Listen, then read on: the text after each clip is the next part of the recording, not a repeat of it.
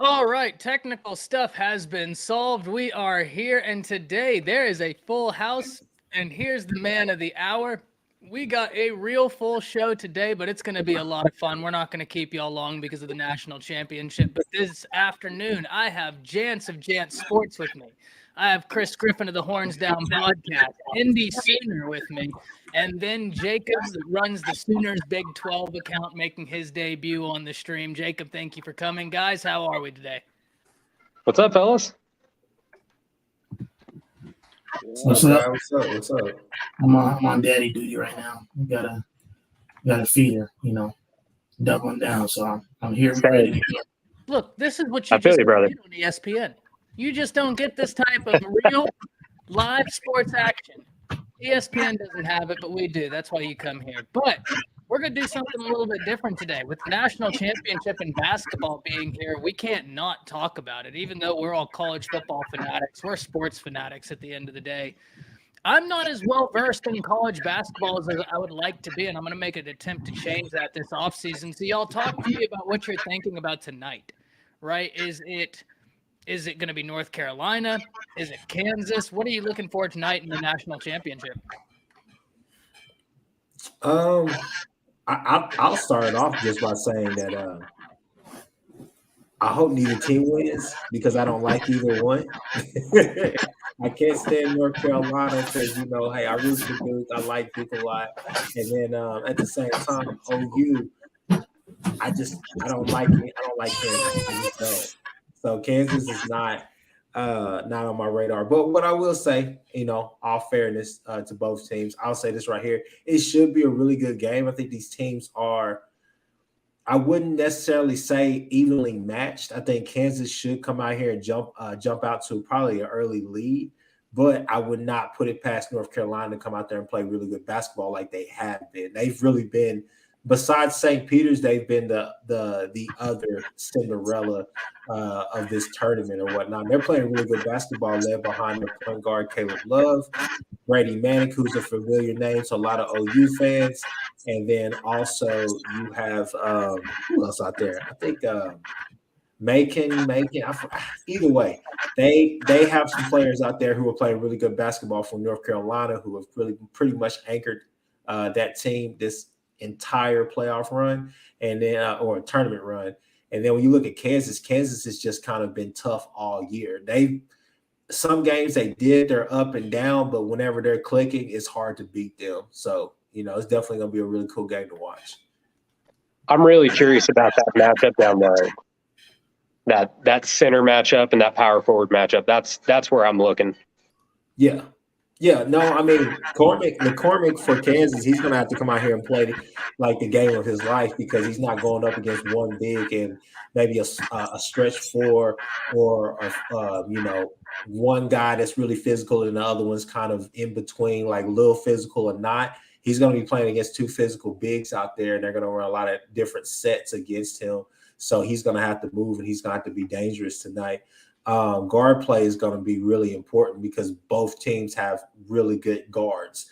I wouldn't necessarily say they have great shooting or great shooters, but as far as guard play, they have a bunch of scorers on the floor. So you're going to see a lot of dribble penetration. You're going to see a lot of there'll be some 3-pointers or whatnot. Kansas is really 3 heavy whenever they want to be, and then North Carolina, they tend to fall in love with it, but 1 through 4 on their team could actually shoot. So it's going to be like I said, it's going to be a pretty interesting game. But I definitely would say that the front court is going to be key for them to see who can rebound the ball well and who can limit a lot of fast break points, different things like that, and who can control the paint and the glass, to be honest with you.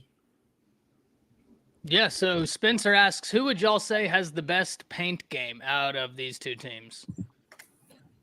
Kansas, I would say for sure. Kansas. I mean, not that Brady can't post up, he can, but he much rather shoot. And North Carolina, he would much rather him shoot threes too, the way he's been shooting. But I think that you're going to see Kansas make more of a living in the paint area specifically. North Carolina just has is his last name? Is it Baycott? That's his last name, right? Yeah, something like that. Yeah. That they mainly go through in the post on offense for them. But other than that, Brady's essentially a stretch four, which I know a lot of people, as far as I saw, a lot of people at Oklahoma wishes that's what he would have played at OU, but he played more of a center position at OU. So yeah, I mean, and Kruger, for some odd reason, Kruger fell in love with playing a lot of tweeners out of position, and I get it. With like Christian Doolittle, Buford before him. I mean, he had a knack for that, but he got the most out of them at those positions, so I wasn't too mad at it. But I'd say JP, I'd say, man, I think North Carolina has the better paint game, simply because I know the games that I've watched North Carolina play in. He plays a lot of stretch four, Brady Manic, but he's also playing with his back to the basket. He's actually doing a lot from the short corner as well. So I'd have to say North Carolina, because I think that they like to get active, and those guards like to attack. They like to get into the paint and create for others out there on the wing, and especially down low. So I would say they have the advantage there. The problem is that Kansas 1 through 4, they all can get hot. So the point guard is not necessarily the one to worry about. But when you talk about Wilson, Braun, and then God, I don't know how I'm forgetting their best player's name, but when you talk about those three can get hot at any minute. So it's going to be on North Carolina to really kind of counter that and have hot guard play from the start to the finish.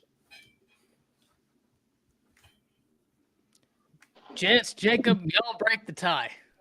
I would agree. I would say it's North Carolina, because their center is the best center out of the two that either of them are going to throw out there, that Bacon, however you say his name. And then I'm just a Brady Manic fan. I met his grandmother at one of the games when he was still in Norman, so I got to go with the people I know. And just based on what I've seen. But I'll say where Kansas is better than North Carolina is at the guard positions. Jens, what you thinking? I think North Carolina can take this. They're very, very aggressive. They're really, really good when it comes to second chance opportunities. I think Kansas has the better overall best. I think they have the best 5 compared to the people that's going to be on the court. But I think North Carolina has a much deeper. I think they have a deeper bench if they need to rely upon it. We've already seen, when North Carolina have already lost their best player, we've seen how resilient that group kind of is. I think Kansas, this has kind of been more of an easier ride compared to a lot of the tournament teams that have played so far. So I think North Carolina, they've been through a lot of adversity this season, especially going through the tournament. So I just think that North Carolina has the momentum going so far, beating the rival Duke, especially in the manner, beating, Coach K's team in the Final Four. I think that can really propel them into, as far as, gaining the huge momentum favor going, even though Kansas, again, they dominated their competition, a couple of days ago. But I like the Blue Devils. I think they have the better 3 squadron. Again, I like the second chance opportunities that have been, because North Carolina, they've been consistent with that all year round. Again, I think Kansas has the better front 5, but I think North Carolina is a more resilient group, and I think they can definitely pull it off. I would say my only counter to that is just a simple fact that, man, I wouldn't necessarily say Kansas had an easier path. Some of the names, if you look at names alone, you would say, yeah, it's an easy path. But Providence was tough. They were a tough out this year. And then Villanova was definitely a tough out, because Villanova was playing really, really good basketball. So to see them jump out to an early lead like that and keep that lead, that was pretty surprising, because if you're going to beat Villanova, especially this year's Villanova team, which was a classic Jay Wright coached Villanova team, one, you have to basically walk into the gym knowing that you're 20 points better. And normally in a situation, you would say 10 points better than them, and then 10 points better than the Zebras, the refs, right? But in this case, you had to go in there knowing that you were 10 points better than your own mistakes, but you're also 10 points better than them, because they don't make too many mistakes, and they're a really sound team. So to see Kansas jump out on them like they did, that was really surprising, and that was really good. So That's my dad's favorite team. I hate them, but you say so. I'll ride with North Carolina. How about that? I'm gonna go with North Carolina to win it. As much as I hate to say that, I think the Tar Heels are playing really good basketball right now, and I guess we'll see who controls the paint. So for me, when I look at this, right, because I don't have the knowledge of college basketball that y'all do, I'm just going to talk about the storyline. And I think that's something, Jance, you hit on really well. Right now, we're talking about a North Carolina team coming into this after playing in one of the biggest games some of those kids will ever play in. And that's not a knock. You're talking about one of the greatest rivalries in all of sports in one of the biggest settings in all of sports. We as sports fans couldn't ask for much more than a Final Four that included Duke versus UNC. I just don't know how much more we need to get out of that, considering the end of the Coach K career. For North Carolina to win that game, just from a pure storyline, I would like to see them win the national championship just because it would tie a nice bow on the season, right? For a very casual fan like myself, from the outside looking in. North Carolina beat Duke in Coach K's last game in the Final Four and went on to win the national championship. I just think it'd be a nice end. A lot of people are taking Kansas, and look, Kansas is Kansas. Like Chris said, they hopped out so quick. They're a team where I don't think any of us would be innately surprised if Kansas won, but I would actually like to see North Carolina pull it out just for the storyline. But with all that being said, it's time to jump into our forte, and that's college football, right? We got a question in the chat about Dylan Gabriel, and we'll start there with the Oklahoma fans. Spring practice for y'all is underway. A lot of moving parts are happening there. Jacob, I'll start with you, and then we can go down the list. Just Jacob, Chris, Indy, and then Jance, you and I will end it because we're the outsiders in this conversation right here. What are y'all looking forward to with Oklahoma starting spring practice, and what are some storylines you think aren't getting the conversations they deserve? So the one thing I'm looking most forward to is the strength and conditioning aspect of it, because we saw a lot last year, and you'll get this a lot from Oklahoma. The people who watch Oklahoma is they'll say Oklahoma got pushed around a lot last year, especially when the games got late and they were with physical football teams like the Iowa States, like Texas, like Baylor and Oklahoma State. So you hit some of those physical teams like that, and Oklahoma struggled. So I'm curious to see what a spring, summer, and fall camp looks like under Schmitty with these guys. What result are we going to get out of that? And then the position groups. There's a lot, and Indy even put this out on his Twitter, and there's two groups that I don't think are getting a lot of talk because Dylan Gabriel is getting a lot of the talk. The Oklahoma offense is getting a lot of the talk. It's the safeties and defensive line for me. What are they going to look like? Who's going to be at those spots? And it's just a real interesting facet for me on what that's going to look like for Oklahoma coming into this year, because really I can only name probably four guarantees on each of those, or three guarantees for each of those two positions I named off. And it's wide open. And it's been a while since there's been this many position groups open for Oklahoma on defense. So I'll say this right here. I think the storyline that is not getting that much attention, I saw Gabe and Eicher do a little piece about it, and I thought it was really interesting. It's the inside linebackers. I think, to be honest with you, the inside linebackers is the most important, because at linebacker, let's just be real, outside of Stutzman. Outside of K9, we haven't really had elite linebacking play for a while. Outside of K9, and you say Asamoah, guy like that as well, who last year it seemed like he wasn't having a great year, but statistically, and then the latter part of the year he started to come on. Defensively, from what I'm hearing, is that we don't have a Perry Young Winfrey out there as far as that name. But when you look at the defensive line collectively, they're going to be a lot better. You have a lot of talent out there. We can go Ethan Downs. We can talk Reggie Grimes. We can talk about obvious names, guys. I mean, it's a lot. We have guys back there. I'm not even saying our best player who's play inside, outside. It doesn't really matter where you put him, the Midwest City kid. But defensive line wise, I feel like you're going to be fine. The fact that you got Todd Bates. It wasn't necessarily the names that we needed to recruit or the names we needed to get out of the portal. It was who the hell is going to be coaching them. Because let's be honest with you, Coach Tibbs was pretty much doing the same thing that Kish was doing when he was here, just getting stale.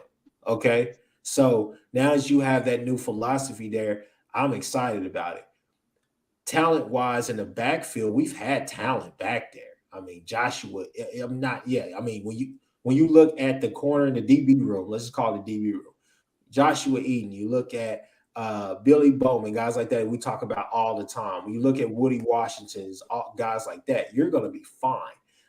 I know JP and I and some other OU fans may disagree about Broyles and everything, but you have key pieces coming back to that defense and that secondary, and you just added some key pieces as well. I'm hearing really good things about Kanai Walker for sure.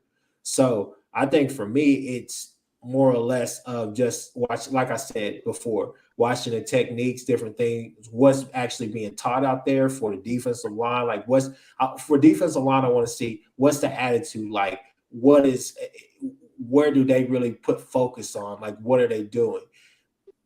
As far as the DB room, I want to see, what Brandon Hall and what Coach Valai, what are they preaching? What are the principles? Is it actually translating to the game? Am I going to see better technique? You know what I'm saying? Because we upgraded at coaching wise at those two positions, at those two position groups.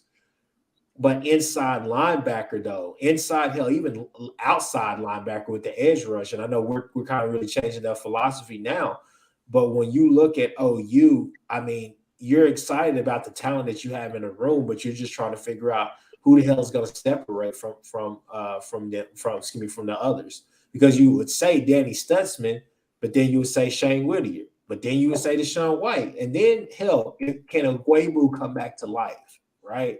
So I think linebacker play, you have guys that have the intangibles out there, Marcus Stripling, guys like that. They've just never been able to consistently put it together. And that's minus the fact that you have Danny Stutzman was a true freshman last year, so you can't really put him in that category. And the thing is, he's going to get even better coaching this year. And Barry Odom, Brian Odom did a great job last year, or these past few years.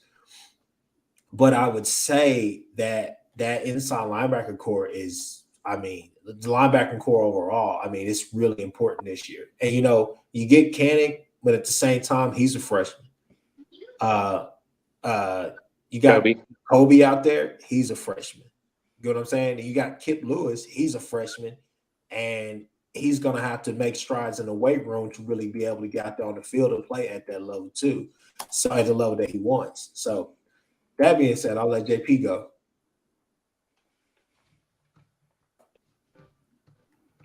Good job, JP.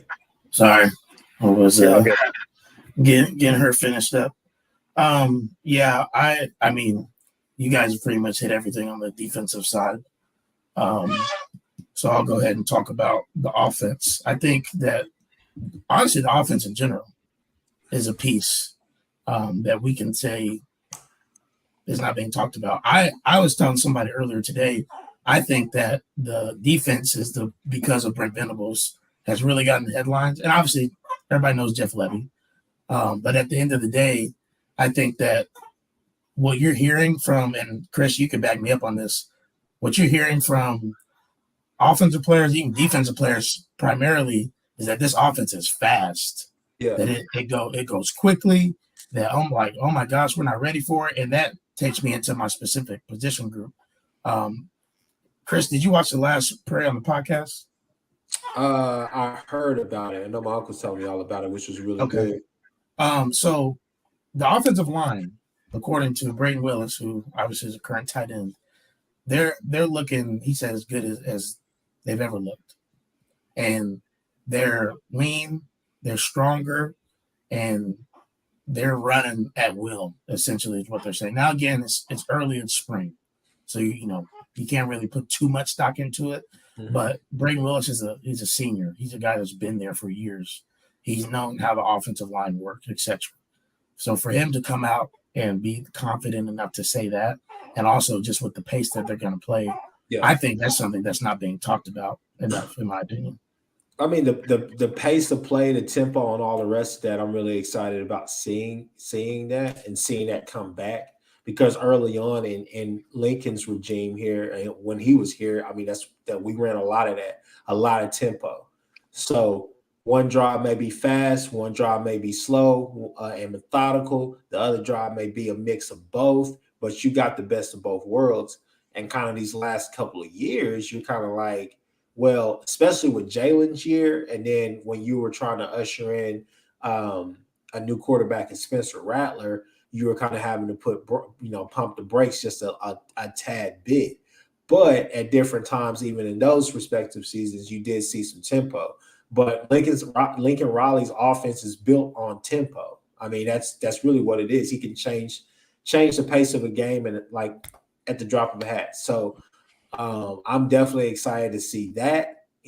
Obviously, there's a lot of names. I think wide receiver is another position that you would say that you want to know kind of what's going to happen outside of Marvin Mims and Theo Weiss and Drake Stoops, who are going to be those next guys. You hear names like Jalil Farouk, but then you can't forget about a guy like Cody Jackson. Can't forget about a guy like Trey West. Can't forget a guy like Brian Darby. So you got guys who are going to be able to really make an impact on that side of the ball. What you laughing about? Nah, Brandon Offerman, he donated 20. He said, here's a donation so you can help an Oklahoma fan at least watch the spring game, talking about how y'all and Texas fans have been going back and forth over a charged spring game. Thank you for the donation, Brandon. We got some Texas content coming this week that I think you're going to really like, so stay tuned tomorrow for that, actually. What are you dropping? You dropping a video about how they cannot go 5-7 this year, or what they had a really good weekend recruiting, and they're in the battle for Arch Manning, so that's going to be a ton of fun. Okay, but wait, but Ty, they always have good weekends recruiting. They always have good recruiting classes. Well, Ty. Yes and no. Here's the thing, though, right? It's just like this, right? And then I'll give my opinion, and then let Jance go on his OU topic, and then we'll move on, right? It's fine if you can have a recruiting class that gets inside the top 10 classes in the nation, but is that class impactful? And the answer for the Texas Longhorns is no, because there was no continuity in the classes. None of the classes made sense when you looked at them from top to bottom, and plus with a need perspective. This past class was the first one in a long time that I thought actually made sense for the Longhorns, and that doesn't mean that they're going to get it together this year. They've got a long ways. But this was at least the first recruiting class that you'll at least hear me talking about. This is a good one because they actually have talent that makes sense together in the recruiting class to come in and bolster their team. That's something that Texas has been terrible about doing for quite some time. So it's at least interesting there. So yes, they always recruit well, but I think just because you recruit well doesn't mean it's equal, right? Yeah. Like, you're going to get players that are much better tailored to what you do and much better fits right then. So the area I'm most looking forward to for the Oklahoma Sooners has got to be the offensive line. And the reason I talk about the offensive line, Jacob has to get out of here, hang with the family, but guys, for all of you that came in here right now, Jacob joined us this evening. He runs the OU Big 12 fan account. He's an awesome guy. Glad for him to come in here with us. But the area I'm looking at is the offensive line because like I told you the other day, JP, that's something that Oklahoma struggled in last year, and that struggle created struggles along the offense. Now, here's where I'm a little bit hesitant because I'm not going to question anything that was said on Prairie on the pod, right? Because those guys are there. But didn't Bill Bedenbaugh say last year that was the most physical and ferocious and nastiest offensive line y'all had since 2018? And they got pushed around like it was nobody's business. Well, I think I'm kind of hesitant right now. Bama's the same way. We've heard some good things about Bama's offensive line. Because I'm putting us in the same category. Our offensive line was not good last year. It wasn't. And we lost the number one player in the draft. You're not going to convince me that a unit that was already struggling is going to get better losing that. Speaking about Bama. But I have every reason to believe OU will be more physical because of Schmitty. That's going to take care of a lot of the reasons that y'all got pushed around last year. I don't think y'all are going to get pushed around. That's not my contention. I'm just wondering with a new system, with a new scheme, and trying to replace new guys, how that's going to go about. It's not that I'm thinking y'all are going to get pushed. Mine is technique and gelling. That's what I'm interested in. Go ahead. Okay, two things. First thing is that Beatenbow said it. He didn't get to play the guys that he wanted to play. Fair enough. So that's another thing. And the second thing is, what do we talk about on this show an awful lot? We talk about that zone scheme that Lincoln Riley ran in the Kansas State game, right?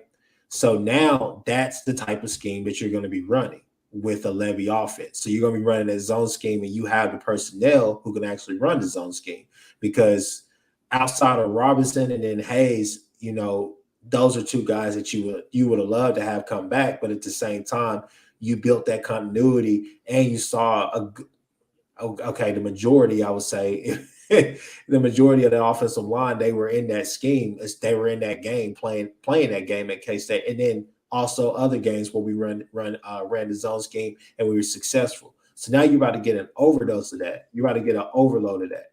So I feel like with this Levy offense, you're going to be able to see these players flourish, and I feel like you're going to see them get a lot better.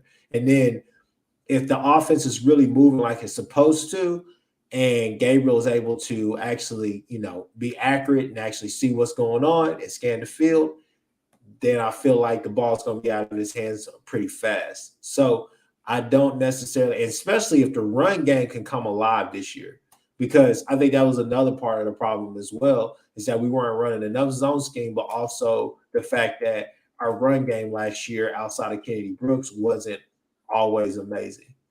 You know what I'm saying? So when you don't have that run support, support from your run game, it kind of throws everything off balance. And that's the reason why you would see Spencer Rattler and Caleb Williams having to pass so dang much, because go back to the Baylor game. They completely shut that run game down. Lincoln Riley's bread and butter play, the little GT counter or GT pool, whatever you call it, it didn't work. It didn't work at all. And he just consistently ran that. It was like he would not make any adjustments to it. And so when you look at that, you're just saying that, okay, well, I think Levy may be willing to actually switch it up or make adjustments, right? And so that zone scheme, I think, is going to be really, really interesting.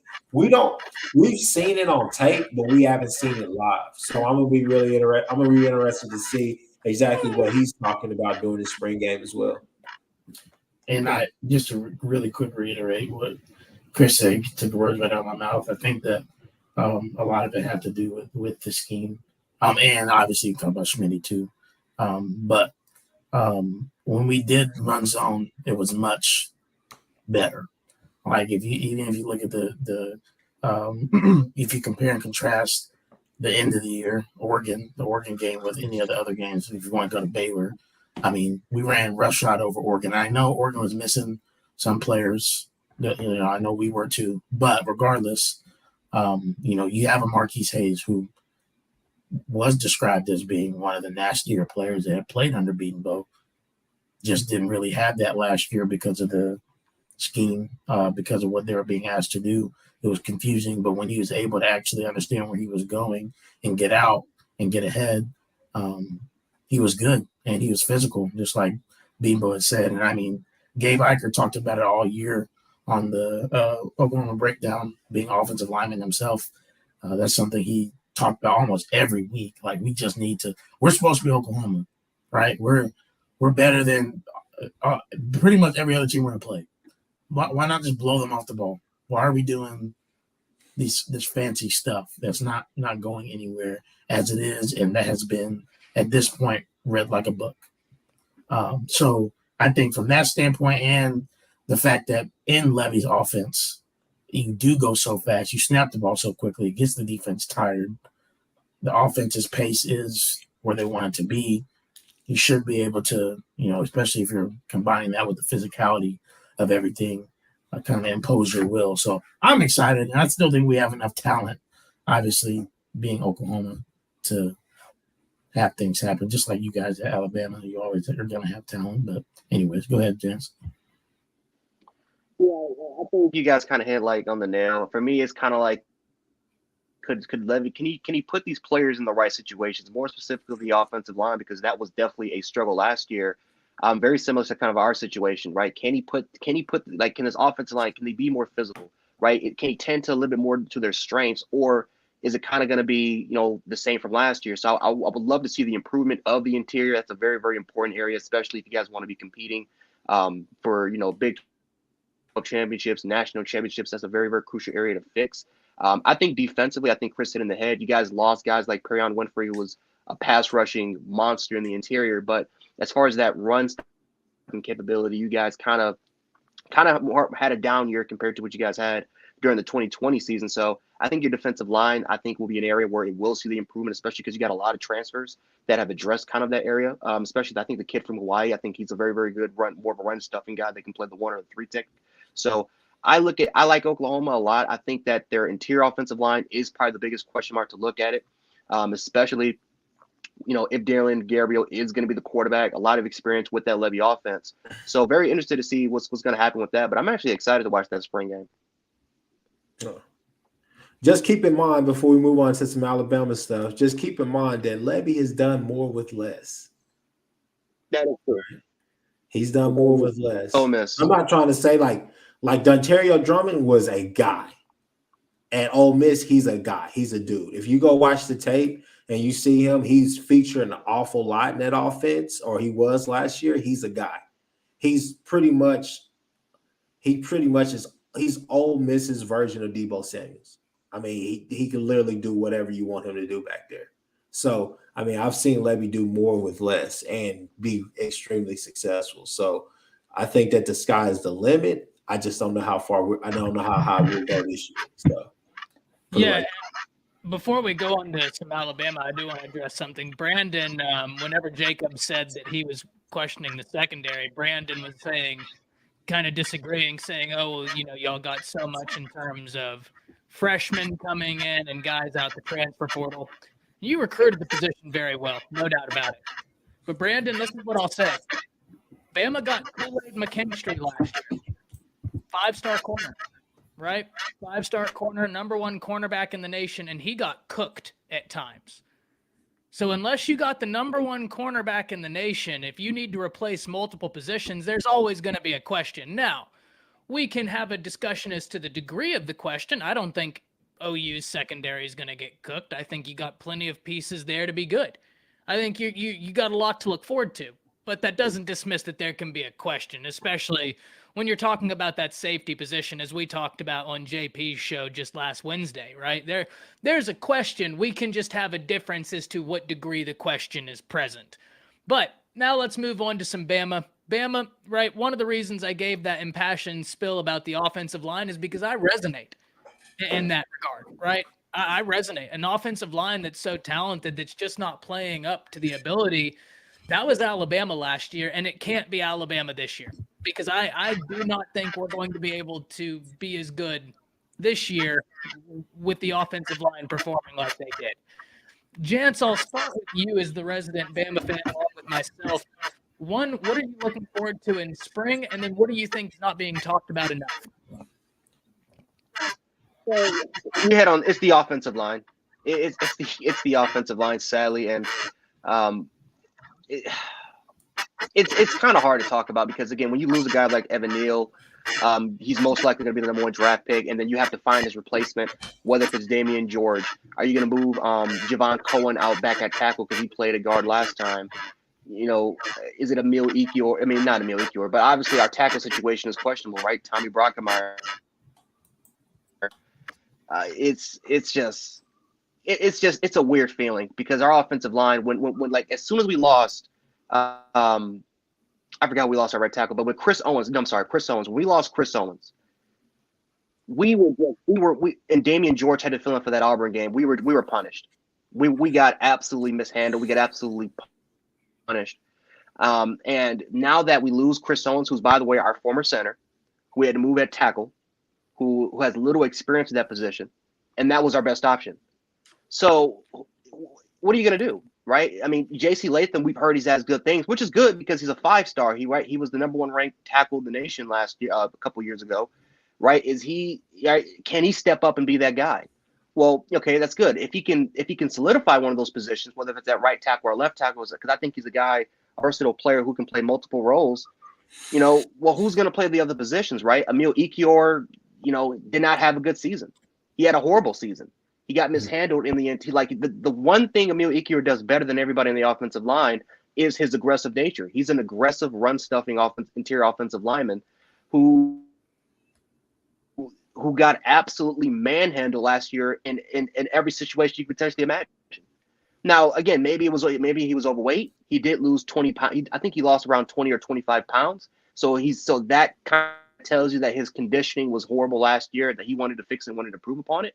But the fact of the matter is that he still had a horrible season, and I don't know if he can go back to that 2020 offensive line because he played with 4 All-SEC, All-American type caliber players, and he didn't have that with him last year. So I don't know how well he's going to do. What's our center position going to look like? Is it Seth McLaughlin? Is it Darian Dalcourt? Both guys struggled, but it seemed like the better one was maybe the backup center in Seth McLaughlin because he did play better down the stretch. But then the Georgia game came, and he got mishandled by Jordan Davis. They slid Trayvon Walker in there a couple times. He got absolutely mishandled. I mean, it was sad to watch. So the offensive line is a position. It's an area that I am really, really concerned with because we were last in the SEC when it came to pressures. Bryce Young was the most pressured quarterback in the SEC, and we were ranked 106 in the nation as far as our offensive line, as far as teams getting pressure on the quarterback. So I am very, very concerned about that offensive line position. I'm very concerned about the depth of the offensive line. The rumor is that we're going to be going after Steen from Vanderbilt, who's a pretty good offensive lineman who can play tackle positions, or you can slide him in. I think he's a better guard than he was at tackle. But if we do get him, we're probably going to try him out at those tackle positions. But the fact that we're not sure of what to do there. We're not sure where to play. If we're going to move around players in particular, we're not sure what we're going to do yet, and that's worrisome. Because I don't want Bryce Young to go through that again. Ty, I've been saying this for a while. We would have been a 7-win team without Will Anderson and Bryce Young. And people think I'm joking about that. No, if you actually go back and watch some of the games. So we had 6 close games. And if it wasn't for Bryce Young and literally just those 2 specific players, we could have been a 7-win football team. And a big reason for why, because it was just the offensive line and how poor it was. And I think a part of that does have to do with Bill O'Brien, because again, we have not been the biggest fans of Bill O'Brien, but the offensive line is the biggest concern by far going into the spring.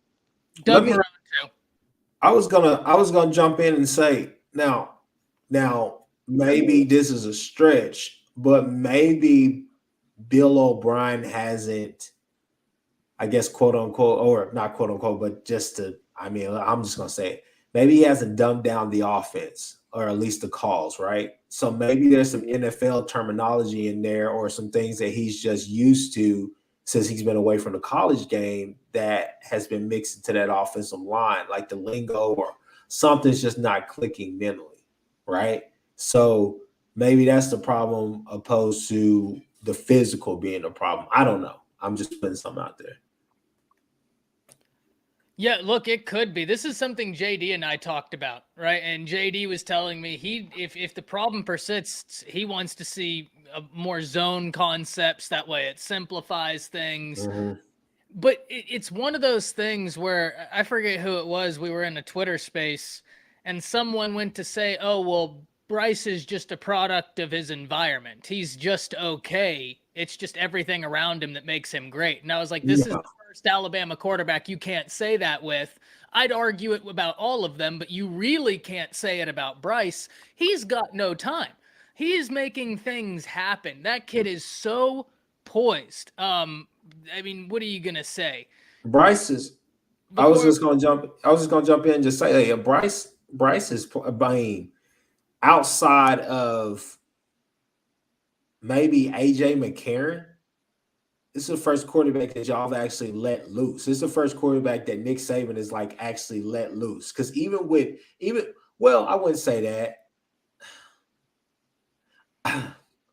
I don't know, because with Tua, you got to think about Tua as well. But I would say because he did let Tua loose a lot. He let Tua get loose. So I would say, well, I mean, with those two, it is. It's a little different with Bryce. Like he literally lets Bryce. JD and I talked about this. Bryce makes plays that you teach a quarterback not to make. You literally tell them, don't do this because you're not going to be able to do it. And then he goes out there and does it and replicates it. Indy, I know you got to hop off here real soon, so I'll let you get your closing remarks and then where can everybody find you at? Yeah, you can find me at Indy_Sooner. It's right there. Should be. And so appreciate y'all. Thank you guys for having me on. We'll be on back on JP and Travis Show Wednesday night at 9 p.m. You heard it here first. Chris, you probably know who this is. I don't know if you do or not. And Jack, I don't know if you do, but we're having Jalen Ross come on the show Wednesday night. So he'll be on there chopping it up with us. So that'll be pretty cool. I haven't told nobody else yet. I haven't put it on Twitter. I got my hint is, what do a Rose, JP, and our guest all have in common? My first name is Jalen Rose, and then Jalen Ross. So I'm trying to see who can figure it out. He's cool. Nobody here goes spoil that. Keep the surprise coming. Don't say nothing. Leave it here. But no, I appreciate y'all. Jared, good seeing you, bro. Ty. Yes, sir. Appreciate you, brother. Chris.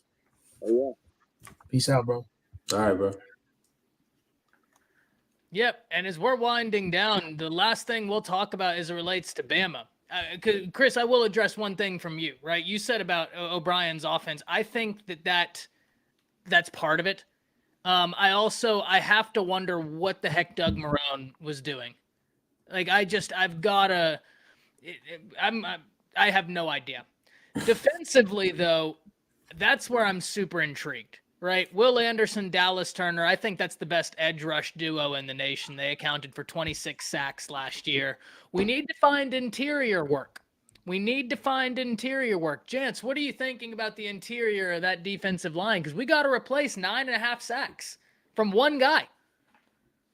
Normally we should feel good about it because again, Byron Young's back, DJ Dale's back, Justin Agbogbe's back. So you have Timothy Smith's back, and then you have some other 5-star talent that's again, Damian Payne, he's going to be playing. So normally we would feel excited about that, but Byron Young wasn't dominant. Justin Agbogbe wasn't dominant. DJ Dale, sure, he was nowhere near as dominant. He's been solid there, but he hasn't. Again, when Quentin Williams said it, when he said that, hey, that's the next guy, that's the next big superstar on that defensive line, he has not lived up to those expectations. I do like Byron Young as far as who could be the next big guy there, because he kind of reminds me of the path of where Fedarian Mathis played, and where Christian Barmore played, where those guys had flash moments, and when those guys made plays, they really popped off on your screen. And they had again, they were limited. But that one big play, it would jump you out. It would just jump off your TV screen. So I like Byron Young there. I think he's very, very quick. He's explosive off the line of scrimmage. Kind of reminds me a little bit of Perron Renfrey. Not as explosive as Perron Renfrey, but he does kind of have those similar traits to Perron. But it's, again, there were just plays where he would just get washed down the line, no involvement at all, and then he just has that one play that would do it. So I think Byron Young he just needs to put it all together. Very similar to Devontae White at Georgia. He just has to put it all together. And if he can do that, I think he's the next big player on that defensive line. And really, again, this is not a defense where you need 2 or 3 guys on that defensive line to absolutely just manhandle because this defense is capable of doing anyway because of who you have with Dallas Turner, with Will Anderson right there coming off the edge. The linebacking position is still questionable because you got Henry T, and even though he's gotten better the last 5 games, you don't know who's going to play at the will. But then again, secondary wise, I'm confident there for the first time in a while there because of Eli Ricks having that number 1 corner. So it's really just who on that defensive line can step up. And I think out of all the players that I've seen last year, Byron Young showed that he probably had the higher ceiling compared to a lot of those other guys on the defensive line that's going to be returning. Absolutely. Chris, before I let you go, I want to stop right here. Daniel, thank you for the $9.99. Says, gotta show some love last minute. Thank you for joining in here. Always fun to have you in here contributing to the show. says that Bryce has a different flavor. He does, man. He's just natural with it. Brandon said he reminds him a bit of Kyler. I always said the way the ball jumps out of his hand, it does remind me of Kyler. The way he just snaps the ball out of his hand. Hey, don't get too silly. Come on, don't get too silly. I'll let the comparison go, but don't get too silly. He's not the athlete. Kyler. Just as quick, just as fast. He's not as fast as Kyler, but I got a little bit of a hot take there. Chris is gonna lose his mind if I say it too, but I think the stats will back me up. But regardless, what I will say is when I watch film, Byron Young is somebody that there are plays where I'm circling his name multiple times because he is making stuff happen. And then there's other times where it's just like, where'd he go? He's got to be off the field. And then you look and he's right there. So he's got to get, if he gets the consistency down, that's a special player. I completely agree with you there, Jance. Chris, I'll let you take it over. That way I don't say something to get you all riled up. No, you're fine. You're fine. I'll just say this right here. Here's my hot take. Kyler Murray's playing in that game last year. I mean, not last year, but Kyler Murray is playing in that championship game against Georgia. You guys probably win by at least 2 touchdowns, even with Jameson going down. So he couldn't beat Bama's defense. Huh? Man. He couldn't beat Bama's defense. I don't know about that, man. I look. It took us running the football for a quarter and a half. You gotta think about this as well. Who was calling the plays? I'm just gonna say it like that. Anyways, and Lincoln did not call a good game that game. Go back and watch it. Go back and watch that first half. Lincoln called a terrible game that first half. Like all the little exotic and little trick stuff with putting Hollywood in the backfield. I was like, what are we doing? Well, that was because of timing. Y'all couldn't block the line as quickly. That's what I'm saying. But I'm just telling you now, if you put Kyler in that game, if you trade him for Bryce, you guys win that game. So what I was going to say, Kyler's faster, Kyler's quicker. If we're talking about where they both are in development as a sophomore in college, Bryce's arm talent is better than Kyler's was as a sophomore. Oh, come on, bro. Wait, did Kyler play as a sophomore? No, Kyler didn't play his sophomore year. Yeah, his freshman year, he was at Texas A&M with nobody. I'm saying one of them won the Heisman as a sophomore. I'm not saying he's a better quarterback. I'm saying arm capability. Bryce. I would say. Even Brandon said has a slightly better arm. I can't say that. I can't say that. I can't say that. I can't say that, especially off of just knowing what Kyler is now and what he did at Norman. Come on, man. Go back. If you go back, go to Mr. McIntosh's profile. Watch that entire 2017. I'm telling you, it's a thing. Nobody's questioning Kyler. Nobody's questioning Kyler. We're saying he's a great quarterback. And Brandon, nobody's saying who's better. I'm saying as a sophomore in college, Bryce's arm was better.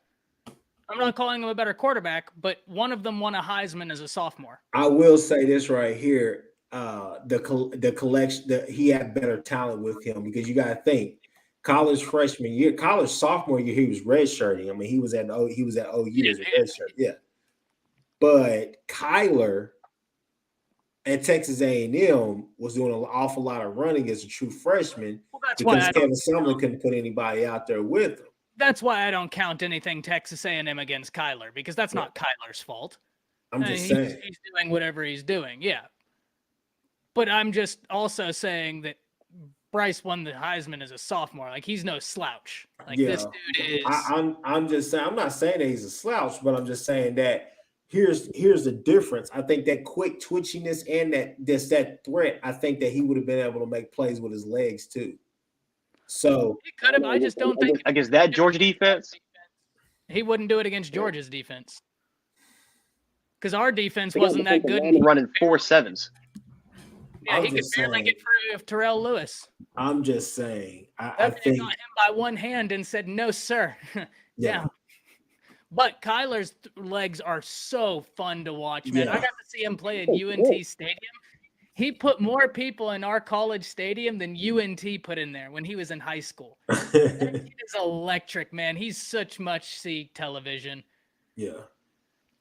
Caleb Brandon says Bryce Young is overrated. Caleb Williams is better. I'll debate you on that one right there. Caleb is a great talent, but I'll put it, if I'm not mistaken, didn't Bryce have more yards in 1 year of high school than Caleb had in his entire career? And Bryce played in the hardest conference in the nation. For everybody who doesn't know, let me break this down for everybody. Pretty much, Ty has basically said, he's put it out there. If Caleb Williams wants to be called a great quarterback, that he has to do it against everybody, not just teams that have defenses outside of the top 100. Pretty much. Which I think is fair. Yeah. I think that's fair. I mean, everybody wants to see people do it against a good defense. Well, Brandon, true, I'm a Bama fan, but debate me on the merits, right? We can't just say like, oh, well, there's this and this. I've given merits. Meet me on the merits, right? I've given several different stats. You can say I got bias, but I'm coming with facts right now. So meet me on the merits and we can have that conversation. I'm not saying Caleb is an unbelievable quarterback. I talked about it with college football at JD. I wouldn't be surprised if he's in New York for the Heisman. I wouldn't be surprised. But if you're telling me right now who's a more developed passer, it's Bryce. It's absolutely Bryce. The only argument there is just the fact of Caleb Williams still has a way higher upside than he's got a higher upside. But I'll ask Brandon. I'll ask you this right here: how many sub 100 yards how many sub 100 yard games did Bryce Young have last year? He didn't. He didn't have one sub 100, and he played the best defense in the nation. Iowa State isn't that the game? But look, nobody disagrees. Caleb's ceiling is dumb. That's what makes. I mean, he has the highest ceiling of any quarterback there. I mean, that's going to be in college football. Yeah, in college football. Don't disagree at all. I think when you going into this season, I think you're and I'll go ahead and say it like this. I think that your top three quarterbacks, honestly, are going to be Bryce Young. Obviously, everybody's going to be really enamored with him. Then you got to go to CJ Stroud. No CJ doubt. Stroud could be 1A, or you would just put him 2. So let's just put him 2. Then you would go to Caleb Williams. And throughout the season, I'm going to be interested to see how that fluctuates and who steps up and who has the year they're supposed to have. Yeah, look, that's why I'm saying we're splitting hairs here, and that's what makes this so fun. Be better in 20. Brandon says Dylan Gabriel could be better in 2022. I feel Bryce is. All right, I don't know what to say to that. I think Dylan Gabriel. I think for himself and for his draft stock this year is really important, simply because a lot of people are going to say, "Okay, we saw what you did at UCF. Now you're playing. You arguably are playing, or you're going to be playing better competition." Big 12 is putting emphasis on defense and everything. He's going to be able to do what he wants to do. But also, if OU does what they need to do and I'm not going to say they make the playoffs, but if they make a really good bowl game, I mean, it's a lot riding on this season for him because his stock is on the line. Yeah, and the fact of the matter is that we've seen you do more with less. Now let's see what you can do when you have that talent around you. You know what I'm saying? So. No doubt. But Brandon, this is what I'll say. Dylan Gabriel is a phenomenal player. Once again, Bryce just won a Heisman with an offensive line that ranked 106th in the nation. Oklahoma fans drag Texas's offensive line, and their offensive line was statistically better. It takes Bryce is a top 10 quarterback all time in recruiting. Right? I think he comes in at number 7 in the all-time list. But that being said, I am unbelievably excited for Dylan Gabriel with Jeff Levy. That's going to be so much fun to watch. Jance, what are you looking forward to? And then we're going to get out of here. We're going to go prep for some basketball and such on. As far as what? Just as far as Bama's defense. Because I said the interior. What's your area? Yeah, I'm looking for the secondary. I think Eli Rick's got one area locked down. You guys, you know exactly how I feel about him. I think he's one of the best cornerbacks in the nation if healthy. I think, as far as just being a playmaker, playing around the ball, we haven't had a corner like that. Even Patrick Surtain, who's more of a shutdown type of corner who can take away one side of the field, wasn't really a instinctive, playmaking type of cornerback. Eli Ricks is. He's been that dude since high school, since he's in modern day. Arguably the greatest high school cornerback in history of high school sports. I'm excited for that. I think, we finally got that number one solidified corner since Surtain there. It's just the other number two position I'm looking forward to, right? Is it Kool-Aid? Is it Kyrie Jackson? Who are you going to put there? That's just the biggest question mark there. Kool-Aid has shown the traits. We've seen it before on tape. But, again, true freshman year got burnt a lot. And a lot of it is just because, again, he's a true freshman guy. He's playing in a very, very complex defense, which requires a lot of communication. And I feel like for Kool-Aid, he had his ups. He definitely had his down moments. But there's no question that the ceiling, he has a way higher ceiling than a lot of the dudes there. That's why I think it's intriguing for us to watch the spring game, because we could, for the first time, I think in the Nick Saban era, we could have potentially 2 5-star corners playing on the field together. We haven't had that ever. So I'm very, very intrigued to see that type of matchup there. I'm also intrigued to see, can we get Brian Branch and Malachi Moore? Can we get both those guys in the field? Because Brian Branch is that dude. Malachi Moore definitely is that dude. We've already seen it in 2020 when he had an All-American type season. And then obviously with 2021, dealing with all the injuries, there was some personal issues, of course, going on with Malachi Moore there. So I want to see, can he bounce back? But because they both play that star position, can we see them more on the field? Remember, Malachi Moore in the first game, against Miami was he was a safety at Miami, and Brian Branch was more at star. So are we going to see more of that? Can we get those two guys more involved on the field? Because there is no way in hell that we're going to leave one of those dudes on the bench. They're too good to be left off on the bench. They have very, very important roles. They're extremely versatile. They can play star. They can play in the box. They can play at the jack linebacker position if you want them to. They're just extremely versatile players. So I'm very interested to see about the secondary, what we can do there. We have experience with DeMarco Hellams coming back. I want to see him kind of have a different change in position, because I don't think he's a true strong. But I do like DeMarco Hellams. Jordan Battle coming back is extremely huge because he's one of the vocal leaders of this defense. So I'm interested to see what's going on with the secondary. I'm less concerned with the interior defensive line because I think Byron Young can step up. I have more of an issue with DJ Dale maybe playing at tackle. Those tackles, I know exactly where I'm gonna get for DJ Dale. It's inconsistent play. He's not that strong compared to to his predecessors like an Ashawn Robinson or Deron Payne. I would really like to see a guy like Timothy Smith or maybe even a Damian Payne step up in there. But the secondary wise, I'm excited to see. I'm very, very excited to see, especially if Eli Ricks can live up to the expectations that Bama fans are giving him. Yeah, I completely agree. There's some names on the defensive line that could pop, but we need someone to pop. Inside linebacker, something to watch, and the secondary is going to be amazing. Chris, do you have any closing comments for us? Man, I would say just a great time to be a Sooner fan, man. It's a lot to be excited about around here. Yeah. Man, some of the sights and sounds and some of the access that they're providing and letting you in on or whatever, you're seeing the emphasis that they're putting on different things. And one of the things is definitely tackling and hitting. You got to hit somebody. So definitely excited about that. I feel like the physical nature is back. And one thing I'll definitely say to all, especially Texas fans, but just to anybody who doubts BV as a head coach, man, I think that he's really growing into his own. And Ty, you said it plenty of times. This was a perfect time for this storm to happen. And the fact of the matter is that, yeah, coaching a real live game is different, but he's done that his entire career, which he's basically been an associate head coach, but he's basically anchored his entire defense his side. It's not like Dabo was going over there checking on him every 5 minutes. He had that down. But what I will say is this: is that he's going through the growing pains now, and it's only going to help him going forward. But there's a lot of talent on this OU team, and I think people forget that because this is still the same team outside of Benito, Winfrey, Isaiah Thomas, Jeremiah Hall, guys like that.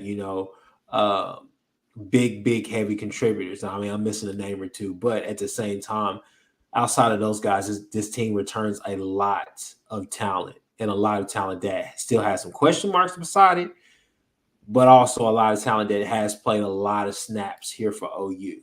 So just a lot to be excited about, man. Spring game in a few weeks, the 23rd is steadily approaching, and we may have to do a live video after that game. But I will say this right here. One of the things I was going to mention to you off camera, but we can talk about it now. I just figured out that USC was going to be doing their spring game on ESPN. So I definitely like to look at that. It's going to be a lot of football. I'm excited about it because it's going to be a lot of football to talk about. And we'll definitely have some creative content to really bump out there. But yeah, that's pretty much all I got. Jans, how about yourself? Yeah, man, I'm extremely excited to watch these spring games, especially around the SEC parts, because I don't. Did A&M have their spring game yet? I don't think so. I want to watch that because A&M fans have been talking just nonstop crazy, especially because they got that #1 recruiting class. So I'm excited to kind of watch that, see how they're going to progress, to see if they can potentially be that huge threat to Bama. LSU, for the most part, has been getting a lot of momentum with Brian Kelly. So yeah, there's a lot of spring games that I'm honestly looking forward to. Again, the USC one, Oklahoma is definitely another one, and especially our A-Day, which, obviously there's some things that, Ty, we know there's some things that we definitely are going to be paying attention to. But yeah, I'm overall wise, man. It's exciting time to be a college football fan right now. We got spring, and then after that, then we have to kind of go. We have to suffer all the way until training camp comes, and that's when we can start to bring things up again. But yeah, super excited for spring. Michigan looks so boring in their spring game. But I will say this last thing, Ty. A kid to look out for. Now, granted, we all know that their secondary isn't the best. I'm not really expecting much out of this squad, but I will say this: Luther Burton is going to be a man up there. Oh, I know. He's a beast. Yeah. He's a beast. Yeah, he's going to be a man up there in Missouri, so be on the lookout for him. Jeff. Yeah, beast. Really wish Bama would have added him into their class. He'd have been the cherry on top, but it is what it is. It is what it is. We got a bunch of track stars, and hopefully they translate. And man, it's just a lot of fun right now. But with that, y'all, we're about to head out of here. Y'all enjoy the national championship this evening. We'll be back 5:30 next Monday. And if there's anything y'all want to see us talk about after this is done, drop in the comments and then let us know what you're thinking about all of this. We'll be able to get back coming on Monday, and we'll be able to hit anything you want us to see. But with that, that's it. See you.